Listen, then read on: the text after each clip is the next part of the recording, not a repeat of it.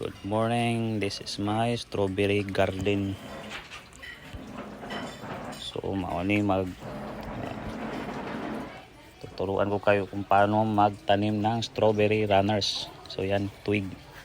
Gamitin natin pang ipit sa runner. Dali lang yan pagtanim dyan. Ganito lang. Ipitin lang ng twig, itusok sa lupa. Then yan, sakto na. Then yung isa na lang. Yan. Pitin na naman ng twig or stem ng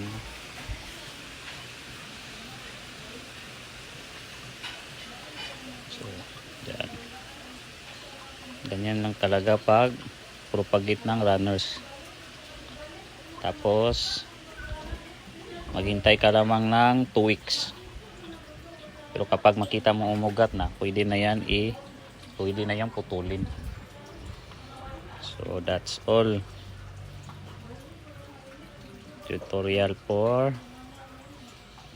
on how to propagate the strawberry runner. So may iba dyan, hindi pa nalagay. Yan. Kita ko yun ang mulberry ko. Isa nga lang yan. Ngayon namunga na. Iba yun,